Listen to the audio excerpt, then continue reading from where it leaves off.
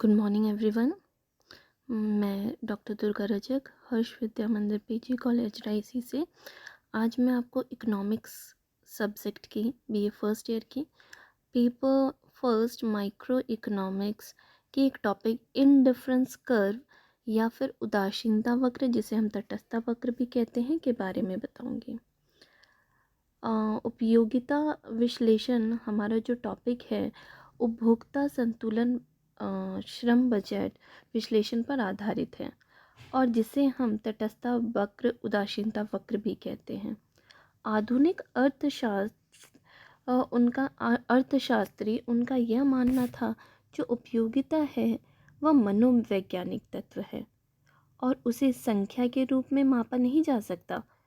उसको प्राचीन विचारधारा थी जो गणनावाचक विचारधारा थी, उसमें बहुत सारी अव्यवहारिक मान्यता थी और इसी कारण से जो आधुनिक अर्थशास्त्र में प्रमुख रूप से जैसे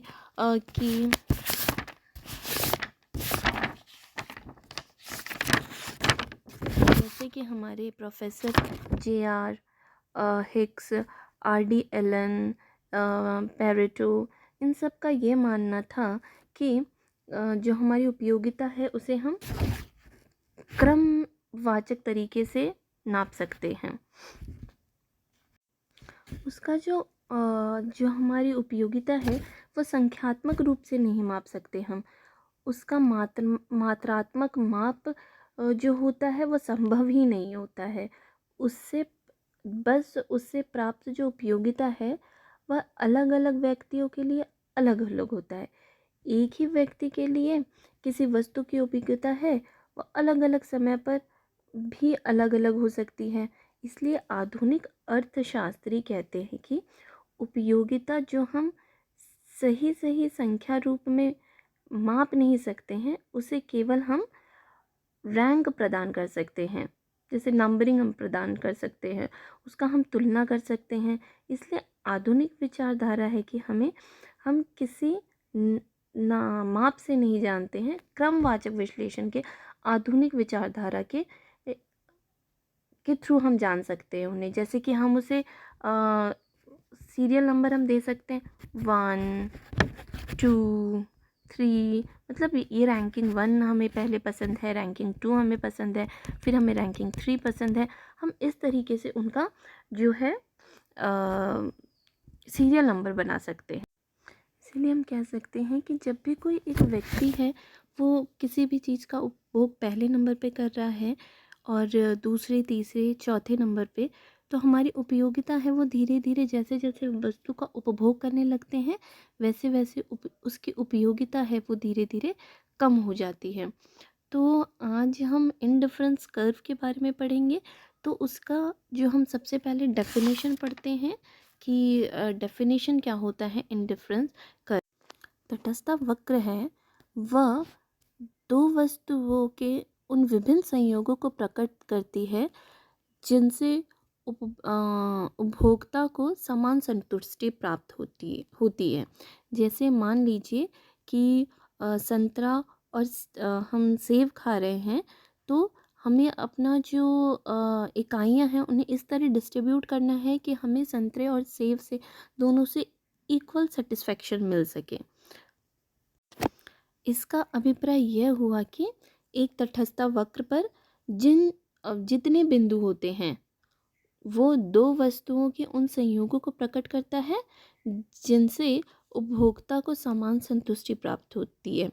चूँकि प्रत्येक बिंदु द्वारा प्रकट किए गए संयोगों को समान संतुष्टि प्राप्त होती है, इसीलिए उपभोक्ता उनके चुनाव के संबंध में तटस्थ होता है और एक वस्तु का उपभोग करेगा तो उसे दूसरी वस्तु के उपभोक्ता जो है उसको कम करना पड़ेगा। एक तटस्थता वक्र दो वस्तुओं के सभी संयोगों को प्रकट करती है जिनके व्यक्तियों को संतुष्टि का सामान्य स्तर प्राप्त होता है। इसलिए वक्र पर बिंदुओं द्वारा व्यक्त के सभी संयोगों के संबंध में एक व्यक्ति तटस्थ होता है। अब हम तटस्थता वक्र को अलग अलग तरीकों से उसकी विश्लेषण कर सकते हैं। तो एक ये तरीका है कि तटस्थता अनुसूची, या फिर तटस्थता वक्र को हम एक टेबल के थ्रू भी हम डिस्क्राइब कर सकते हैं। जैसे मान लीजिए ये टेबल ये बता रहा है कि यहाँ पे अलग अलग संयोगों को बता रहा है A B C D E, और वस्तु कितने लिए उन्होंने, 2 वस्तु लिए, वस्तु X और वस्तु Y। पहला संयोग ये बता रहा है कि जब हम वस्तु X का एक उपभोग करेंगे तो वस्तु Y की हम 20 मात्रा को उपभोग कर रहे हैं। तो इससे क्या हुआ, पर संतुष्टि जो हमें प्राप्त हो रही है वो संतुष्टि हमें के मतलब कि इक्वल संतुष्टि प्राप्त हो रही है हमें। जितना हम एक का उपभोग कर रहे हैं X वस्तु का और 20 हम Y वस्तु का उपभोग कर रहे हैं, तो हमें संतुष्टि जो है वो समान मिल रही है। देखो ये टेबल ये डेफिनेशन के साथ भी जा रहा है, जैसे कि ये विभिन्न संयोगों को दर्शा रहा है और X और Y वस्तु यहाँ दिख रहा है, और ये जो है ये बता रहा है कि हमें समान संतुष्टि प्राप्त हो रही है। जैसे हम A संयोग में X वस्तु का उपभोग 1 कर रहे हैं और इसका 20 कर रहे हैं, तो हमें संतुष्टि मिल रही है के। और जैसे जैसे हम X वस्तु के उपभोक्ता हम कंजप्शन बढ़ा देंगे, वैसे वैसे हमारे जो Y कमोडिटी है उसका जो हम कंजप्शन है वो धीरे धीरे हमें कम करना पड़ रहा है। तो ये टेबल ये दर्शा रहा है कि हमने पहले संयोग में क्या किया, X वस्तु की 1 मात्रा और Y की B मात्रा।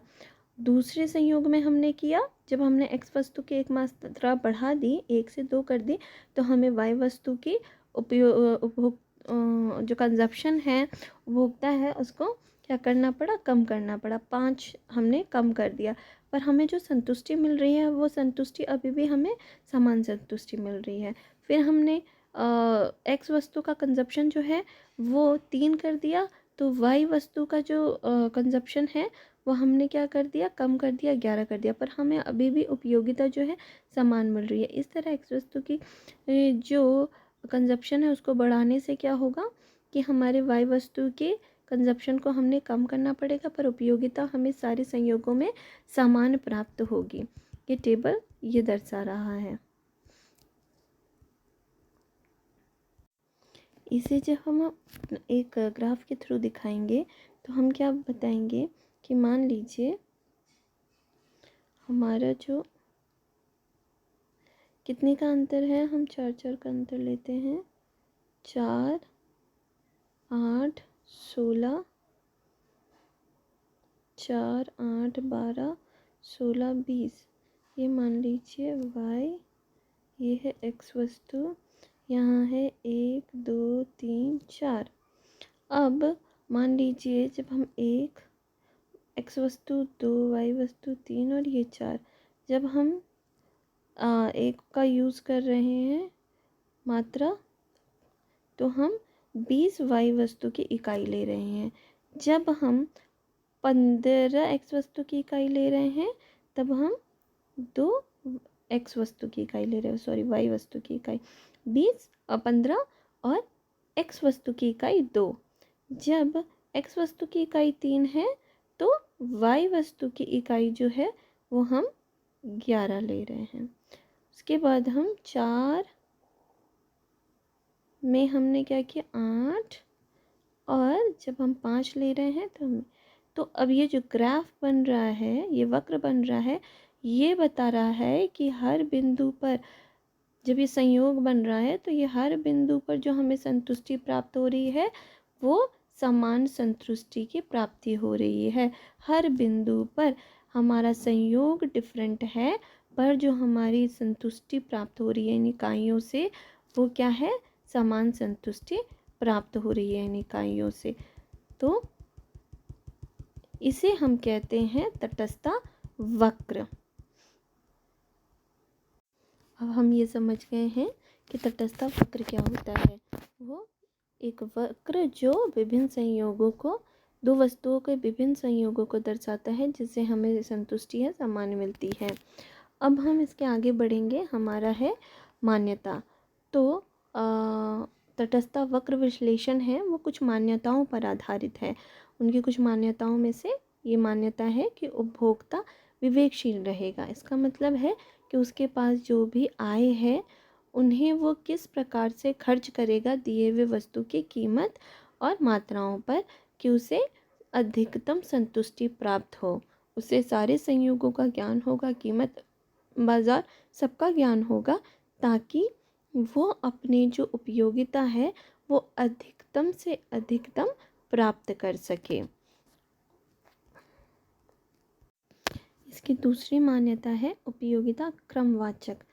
क्रमवाचक मतलब वो सीरियल नंबर पे डालेगा 1 2 3। वो क्रमवाच में जैसे जैसे उसकी उपयोगिता उसे ज़्यादा अच्छी लगेगी उन्हें वो क्रम वाचक संख्याओं के रूप में व्यक्त करता है। उसे रैंकिंग सीरीज़ भी कह सकते हैं कि प्रथम, द्वितीय, तृतीय, ऐसे वो अपने प्रेफरेंस को, अपने उपयोगिता को क्रमवाचक स्तर पर रखता है। इसकी तीसरी मान्यता है कि पसंद संगति युक्त होता है। मतलब आपको जो ज़्यादा पसंद है उसे आप पहले रखेंगे। मान लीजिए कि आपको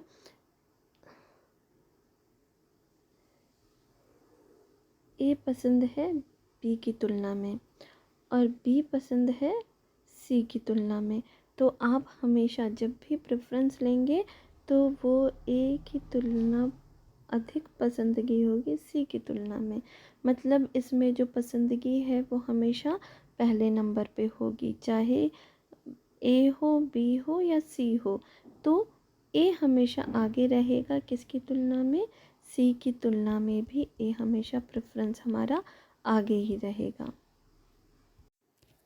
हमारी चौथी मान्यता है मार्जिनल रेट ऑफ सब्स्टिट्यूशन, घटती हुई सीमांत प्रतिस्थापन दर। इसका मतलब है कि तटस्थता वक्र विश्लेषण की यह मान्यता है कि सीमांत प्रतिस्थापन दर जो है वो घटती हुई होगी। इसका अभिप्राय यह है कि एक उपभोक्ता के पास जैसे जैसे किसी वस्तु की मात्रा बढ़ जाती है वह उस वस्तु का अन्य वस्तु से प्रतिस्थापन घटती दर पर करता है। मतलब एक वस्तु से ज़्यादा पसंद है तो उस पर ज़्यादा खर्च करेगा, तो दूसरे को उसे कम करना पड़ेगा। और जिस दर से वो प्रतिस्थापन करता है मतलब घटाता है, उस दर को हम क्या कहते हैं, प्रतिस्थापन दर। तो इंडिफरेंस कर्व की ये मान्यता है कि जो प्रतिस्थापन दर होगा वो कैसे होगी, घटती हुई। एक वस्तु का उपभोग आप करोगे ज़्यादा तो दूसरी वस्तु का उपभोग आपको धीरे धीरे क्या करना होगा, कम करना होगा। इसकी अंतिम जो मान्यता है वह है कुल उपयोगिता उपभोग मात्रा पर निर्भर करती है। मतलब कि जितना भी हम क्वांटिटी यूज़ कर रहे हैं उन सबको जब हम जोड़ दें तो हमारी क्या निकलेगी, कुल उपयोगिता।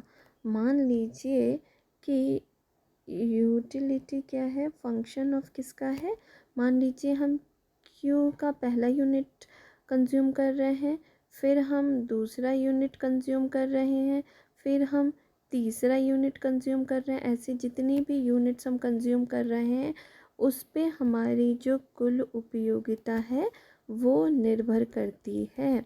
मतलब हमारी यूटिलिटी, टोटल यूटिलिटी जो है वो हर एक क्वांटिटी जो हम भोग कर रहे हैं उस पर निर्भर करेगी। हमने पढ़ा कि जो हमारा तटस्थता वक्र है हमने उसे एक टेबल, एक अनुसूची के द्वारा दर्शाया और हमने उसी में दिखाया कि तटस्थता जो रेखा है वो भी हमने दर्शाया। तो जब तटस्थता एक रेखा में, यदि एक ही रेखा चित्र में एक से अधिक तटस्थता वक्र बनाए जाते हैं तो तटस्थता मानचित्र प्राप्त होता है। मतलब ये आईसी इंडिफरेंस कर्व पहला है और ये दूसरा, ये तीसरा, ये चौथा इंडिफरेंस कर्व जब हम दिखाएंगे तो उसे हम कहेंगे तटस्थता मानचित्र। ये है वाई वस्तु की क्वांटिटी, इधर होती है एक्स वस्तु की मात्रा या क्वांटिटी। तो एक ही रेखा में जब हम बहुत सारी रेखाओं को जोड़ देते हैं, दिखा देते हैं, तो उसे हम रेखा चित्र तटस्थता मानचित्र कहते हैं। और ऊंचा वक्र संतुष्टि के स्तर को बताता है। जितना ज़्यादा ऊंचा वक्र होगा, जैसे ये और ये सबसे ज़्यादा ऊंचा है, तो ये हमें सबसे ज़्यादा संतुष्टि को दर्शा रहा है। ये सबसे नीचे है तो ये सबसे कम संतुष्टि को दर्शा रहा है। जो वक्र नीचे स्थिर होता है वह उपभोक्ता को कम संतुष्टि अथवा कम उपयोगिता प्राप्त होती है। अतः उपभोक्ता नीचे तटस्थता वक्र की तुलना में ऊंचे तटस्थता वक्र को क्या है, प्राथमिकता देता है। वो इस तटस्थता वक्र के हिसाब से ही अपनी उपयोगिता निर्धारित करेगा। अब हम तटस्थता वक्र का जो है गणितिक रूप मतलब मैथमेटिकल यूज़ कैसा होता है इसके बारे में बताएंगे। जैसा कि हमें पता है कि जो यूटिलिटी होती है यूटिलिटी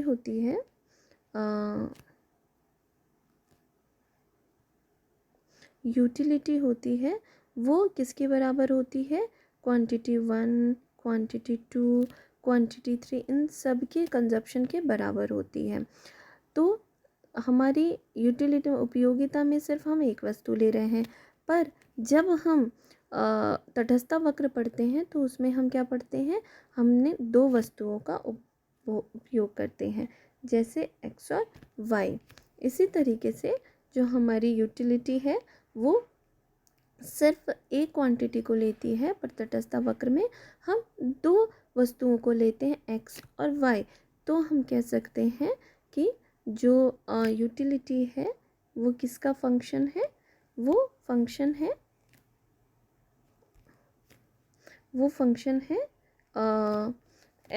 फंक्शन ऑफ x और y। तो मैथमेटिकल टर्म्स में या फिर हम तटस्थता वक्र के गणितिक रूप में हम कह सकते हैं कि जो उपयोगिता है वो दो वस्तुओं पर निर्भर करती है और दो वस्तुओं के विभिन्न संयोगों पर निर्भर करती है, जिससे वो हमें समान संतुष्टि प्राप्त होती है। और वो दो वस्तुएं कौन सी होती हैं, x और y। हमने अभी मान्यता में पढ़ा था कि जो हमारी उपयोगिता है वो प्रतिस्थापन दर पे निर्भर करती है, कि उसकी प्रतिस्थापन दर जो है वो घटती हुई होनी चाहिए। तो हम किसी वस्तु की एक अतिरिक्त, इसका मतलब ये होता है प्रतिस्थापन दर सीमांत दर का, कि किसी वस्तु की एक अतिरिक्त इकाई को उपभोग बढ़ाने पर क्या होता है, दूसरी वस्तु की मात्रा है जिसे हमें कम करते रहना चाहिए, ताकि जो संतुष्टि का स्तर हो वो पूर्व की तरह बना रहे। जैसे कि थोड़ा गलत है, जैसे कि जब हम x वस्तु की एक से दूसरी इकाई बढ़ा रहे हैं तो हम इसमें कितने का अंतर कर रहे हैं, 5 का। y वस्तु की 5 में 5 वस्तु हमने घटा दी। जब हम x वस्तु की एक और इकाई बढ़ा रहे हैं तो हमने क्या किया, दूसरी वस्तु की कितनी इकाई को कम की, हमने 4 कम कर दी। फिर हम जब, पर हमें ये ध्यान ज़रूर रखना है कि जो हमारी संतुष्टि का स्तर है वो पूर्व की तरह बना रहे। जो हमारा संतुष्टि हमें मिल रही है वो हमें पहले की तरह समान होनी चाहिए। और इसको हम मैथमेटिकल टर्म्स में दिखा सकते हैं कि marginal rate of substitution x और y कैसा होना चाहिए।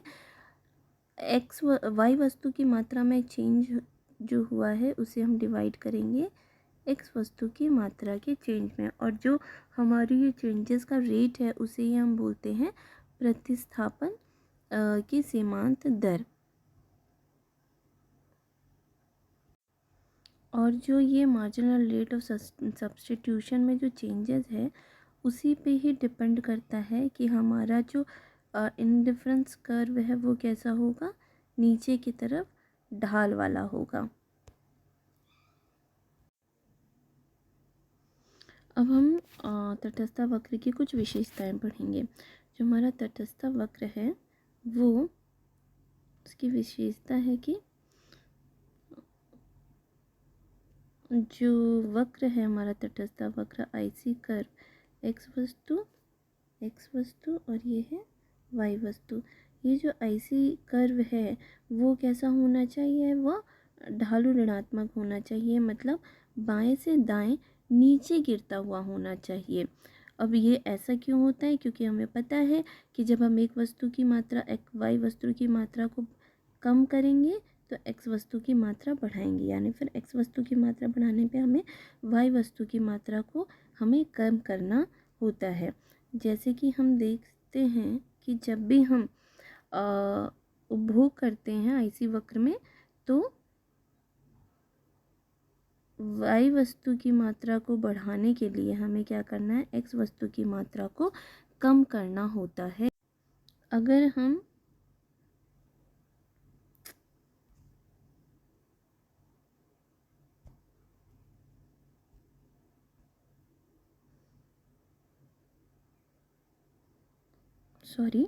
अगर हम एक्स वस्तु की मात्रा को, मान लीजिए कि हमने सिर्फ एक्स वस्तु की मात्रा का उपभोग बढ़ाया, तो हमारी वाई वस्तु की मात्रा है वो स्थिर रह गई, तो हमारा जो तटस्थ वक्र जो है वो नहीं काम करेगा, क्योंकि हमने पढ़ा है कि जब भी हम एक्स वस्तु की मात्रा बढ़ाएंगे तो हमें वाई वस्तु की मात्रा को क्या करना होगा, कम करना होगा। और वहीं जब हम या सिर्फ हम एक्स वस्तु की मात्रा को स्थिर रखेंगे और वाई वस्तु की मात्रा को बढ़ाएंगे, तब भी ये थ्योरी वर्क नहीं करेगी, क्योंकि मान्यता हमारी ये है कि जब हम एक वस्तु की मात्रा को बढ़ाएंगे तो दूसरे की मात्रा को हमें कम करना होता है। इसकी तीसरी मान्यता है कि तटस्थ वक्र मूल बिंदु की ओर उन्नतर होता है, मतलब कि ये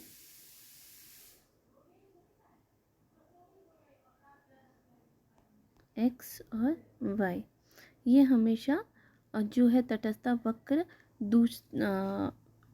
ओ बिंदु की ओर उन्नतर होता है। तटस्थ वक्र की यह विशेषता घटते सीमांत प्रतिस्थापन की दर की मान्यता पर आधारित होती है। जैसे जैसे कोई वस्तु एक्स वस्तु की अधिक मात्रा लेता है तो वाई वस्तु के स्थान पर एक्स वस्तु को स्थापन करने की दर घटती जाती है। हाँ, इसकी अगली मान्यता है, दो तटस्थ वक्र एक दूसरे को नहीं काटती है। मान लीजिए कि ये है IC1, ये है IC2, यहाँ पे मान लो A है, यहाँ B है, यहाँ C है। अब हमने यहाँ से यहाँ मान लिया, तो हमारी जो मान्यता ये है कि एक तटस्थ वक्र में जो हमारी संतुष्टि क्या है, स्थिर होती है, तो A और B में जो संतुष्टि मिल रही है वो हमें समान है। और यहाँ पे भी हम देखेंगे A और C में, क्योंकि एक ही वक्र है तो यहाँ जो संतुष्टि मिल रही है वो भी समान है। पर हमने पढ़ा है कि ऊंचा IC वक्र जो अधिक संतुष्टि देता है, जो यहाँ पे काम नहीं कर रहा है, यहाँ पे B और C जो है वो अलग संतुष्टि प्रस्तुत कर रही है। B अधिक संतुष्टि, ज़्यादा संतुष्टि को दर्शा रही है। तो अलग अलग तटस्थ वक्र संतुष्टि के अलग अलग स्तर को व्यक्त करता है, अतएव वे एक दूसरे को नहीं काटते, क्योंकि क्या होता है, काटना बिंदु वाले जो बिंदु है वो अलग संतुष्टि प्रदान करने लग जाती है।